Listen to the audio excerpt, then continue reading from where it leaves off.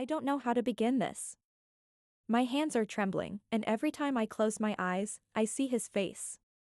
I have to get this out before it consumes me completely.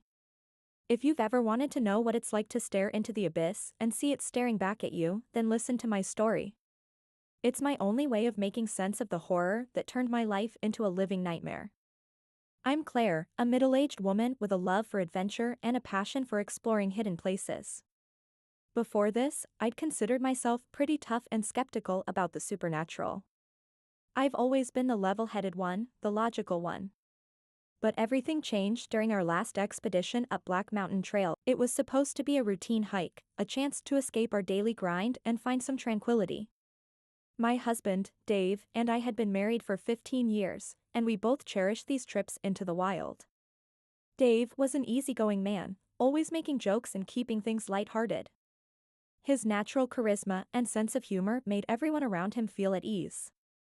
I loved him deeply for that, and I trusted him implicitly. We started our journey on a crisp autumn morning.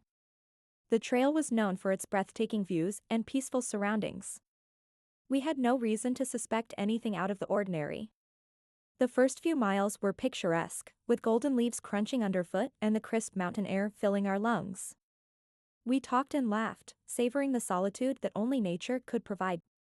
As we ascended, the weather began to change. A fog rolled in, thick and unnerving. It seemed to swallow the trail, making everything around us look hazy and indistinct. It was disorienting, but we pressed on, convinced it was just a passing weather. That's when things started to feel off. Dave, usually so cheerful, grew quiet. He kept glancing at the dense fog with a furrowed brow. I tried to brush it off, thinking he was just tired. We set up camp as the fog thickened into a nearly impenetrable shroud. The night was where things truly began to unravel. I couldn't sleep. The fog outside seemed to whisper, shifting and groaning with a life of its own. I'd hear faint murmurs and scratching noises coming from the darkness, but whenever I would peer out, I'd see nothing but dense fog and shadows. Around midnight, Dave began to act strangely. He would mumble incoherently, his eyes wide with a fear I had never seen before. I tried to calm him down, but he was barely responsive. His behavior was erratic, and he seemed to be struggling against something I couldn't see. By morning, he had returned to normal, but I could see the exhaustion and fear etched into his face. He claimed he'd had a nightmare about a group of people performing some sort of ritualistic ceremony. I dismissed it as just a bad dream, but the mood had shifted, and the sense of dread lingered. The next day, we encountered villagers as we ventured further up the trail. They looked at us with a mix of curiosity and hostility. They spoke in hushed tones, and their eyes followed us with an unsettling intensity. I didn't think much of it at the time, but their behavior was certainly peculiar. As we pushed on, the fog grew thicker, and Dave's condition worsened. He became increasingly withdrawn and paranoid, insisting that we were being watched. I tried to reassure him, but it was clear that something was deeply troubling him. One evening, while Dave was out gathering firewood, I heard a strange, rhythmic chanting coming from the direction of the villagers' settlement. It was an eerie sound that seemed to seep into my bones. I tried to find its source, but came back empty-handed, feeling more unsettled than ever. That night, Dave's paranoia reached a breaking point. He became convinced that we were in grave danger and that the villagers were out to get us. His behavior was erratic, he'd jump at every little sound and refused to leave the tent. I was terrified, but I didn't know how to help him. In the dead of night, I heard the chanting again, louder and more insistent. Dave was in a frenzy, pacing and muttering about dark forces and curses. I tried to calm him down, but he was beyond reason. He was convinced that something was coming for us, something that couldn't be stopped. When I finally managed to coax him outside, the fog was so thick that we could barely see a few feet ahead.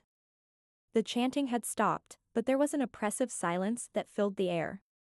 Dave seemed to be drawn towards something in the fog, and despite my pleas, he walked off into the darkness. I followed, desperate to bring him back.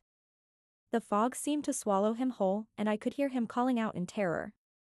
The sounds were getting more distant, and I could barely make out his frantic cries. I pushed through the fog, stumbling and falling, until I finally saw him. Dave was standing in a clearing, surrounded by strange symbols drawn in the dirt. He was kneeling, his eyes wide and unseeing. I reached out to him, but as I did, I saw figures emerging from the fog. They were shadowy and indistinct, moving in a way that defied all logic. I felt a cold dread wash over me as one of the figures approached Dave. He was still kneeling, his face pale and contorted with fear. The figure reached for him, and in an instant, there was a blinding flash of light. I stumbled back, and when I looked again, Dave was gone. In his place was a grotesque scene. His head had been severed, lying grotesquely on the ground. I was paralyzed with horror, unable to comprehend the sight before me. The figures in the fog seemed to retreat, leaving me alone with the nightmarish remains of my husband. I don't know how long I stood there, crying and screaming. The fog began to lift, revealing the mountain trail once more. I stumbled back to our camp, numb and broken. I packed up what was left of our things and fled down the trail, never looking back. I'm home now, but the horror never leaves me. I can't shake the feeling that something followed me back, that the figures in the fog are still watching, waiting. My nights are filled with the echoes of chanting and the image of Dave's severed head. I'm losing my mind, haunted by the memory of that night and the terrifying forces we encountered. If there's one thing I've learned from this nightmare, it's that there are things out there that defy explanation. I don't know what happened on that mountain, but I know that it changed me forever. And now, every time I close my eyes, I'm back in that fog, staring into the abyss with no way out. Please, if you ever find yourself near Black Mountain Trail, turn back.